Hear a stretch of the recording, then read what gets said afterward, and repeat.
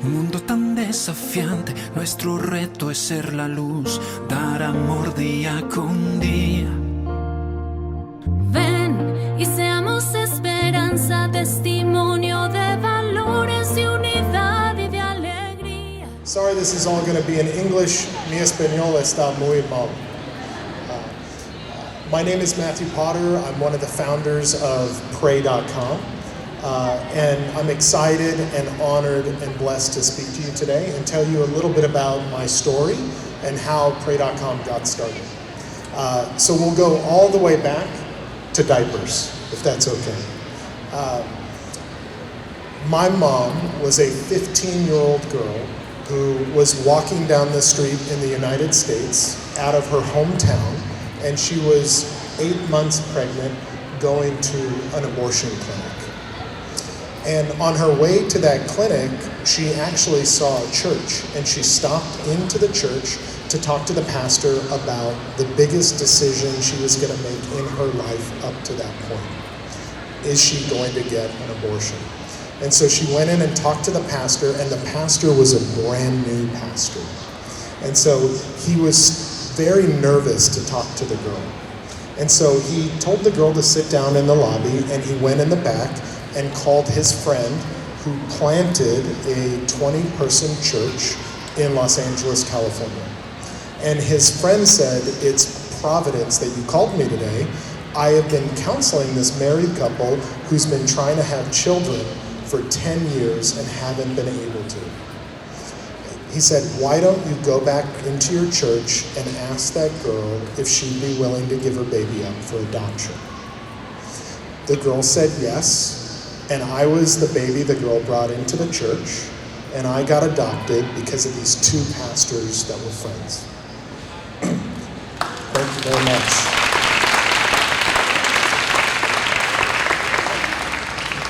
My adopted dad, because he got me from the church, he became the head elder of the church, and he helped the pastor grow the church, and now it is the largest church in Los Angeles. There's over 15,000 people that come every single weekend to that church. So I grew up in church with my pastor being like a second dad to me and part of our family.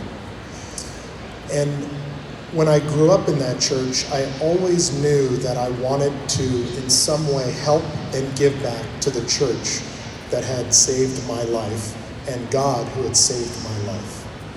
So I went to high school in Los Angeles, and my sophomore year of high school, I got the unique opportunity to meet Steve Jobs. And I randomly got this opportunity because my friend worked at Pixar. And Pixar makes all the animated movies like Toy Story and others. And so when I got the opportunity to meet Steve Jobs, he's a very inspirational guy. And I didn't know that he's also adopted. And so when I left that meeting, I left feeling very inspired to do something in technology with phones or with iPods. And so I got to college, and I don't recommend this, but Steve Jobs, my senior year of college, launched the App Store. Who's downloaded an app before? Everybody, right? Apps rule the world now. But back when the App Store launched, no one knew what an app was.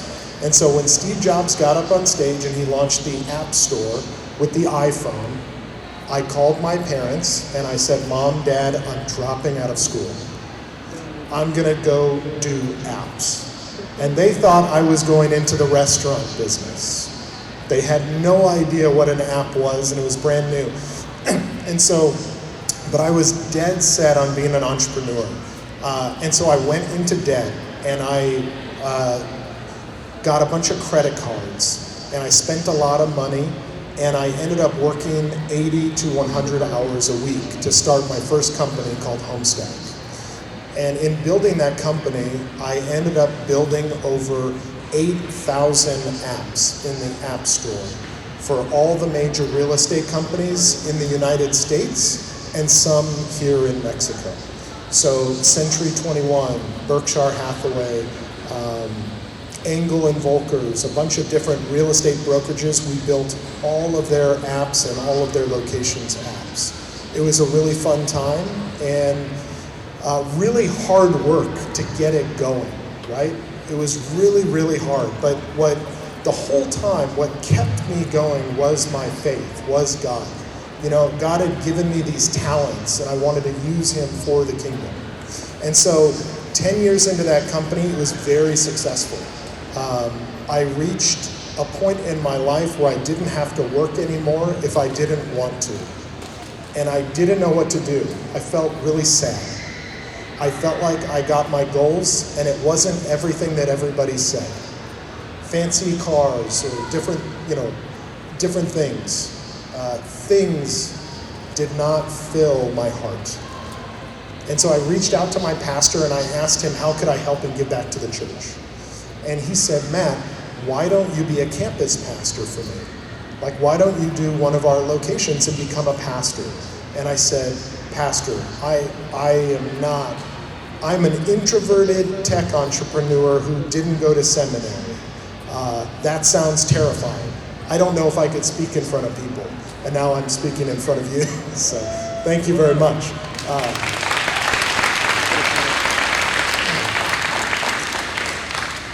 So I just asked him how I could help and give back. And he said, why don't you be a campus pastor? And I said, you know what, let me pray about it. I don't think that's for me. I'm just not that person. And he said, well, pray about it. Well, I prayed about it that night, and the very next day, I was at a coffee shop in my hometown, and I saw my friend Steve Gattina, and Steve walked through the door, and he told me that his business partner had just died in a plane crash in Medellin, Colombia. They were filming a movie called American Made with Tom Cruise, and his business partner was the best helicopter and plane pilot. And they were flying with Tom Cruise all day in the jungle. And at the end of the day of filming, his business partner died. Steve was the 29-year-old entrepreneur who had started this production company where they film movies from aircraft, helicopters, planes, and jets. And he was 29 years old, and his business partner just died in the middle of the jungles of Colombia, and he did not know what to do.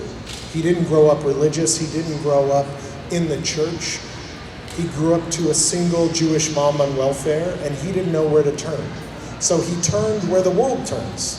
He went to YouTube, and he started listening to Tony Robbins, Deepak Chopra, influencers on YouTube on how to deal with that. And none of it worked until a former Navy SEAL that worked at Steve's company gave him an audio sermon from a pastor, and it changed his life, and he became a Christian. And Steve was mad about it because he didn't know about this before. He didn't know about the Bible. He didn't know about going to church. And he said, why does the digital destination for Christians not exist?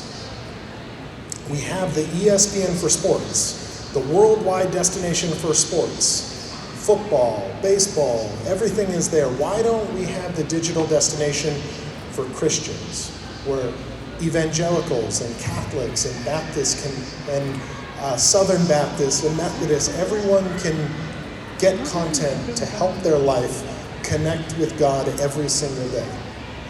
And so I said, Steve, that is providence.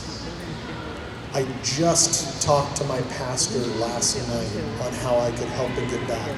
I will help you build pray.com for free. We'll do it for free, whatever you need. I don't work for free now, but in that moment, Steve and I got together in that coffee shop, and we wanted to change the world. Thankfully, we went up to Silicon Valley and we raised money to start Pray.com from some of the smartest people in the world. So Elon Musk's business partner, Peter Thiel, Founders Fund, Kleiner Perkins, these venture capitalists believed that Christians deserved world-class technology. And so I'll fast I'll fast forward a little bit, but we started Pray.com in October 22nd, 2016. And yesterday, we just hit 19 million downloads of the Pray.com app.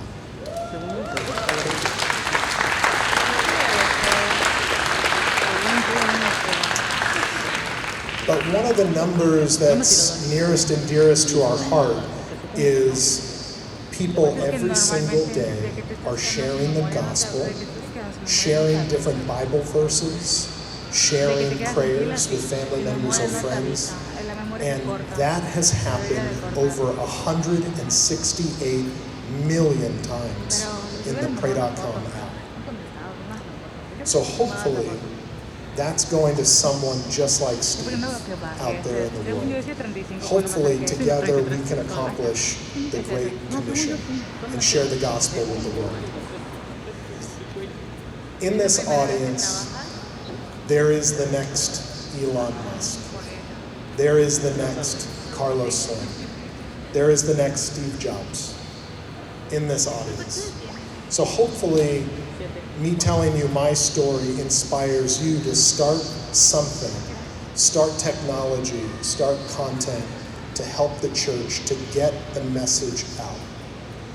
Because if we go back to the Roman roads or new AI technology today, the greatest story ever told deserves the greatest tools ever built.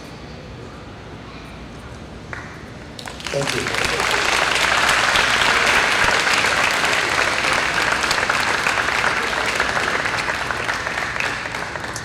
Along the way of building Pray.com, it wasn't easy. It was really hard. I thought it would be easy because my first company, we didn't raise any money, and I had to bootstrap the company, which just means I was really poor.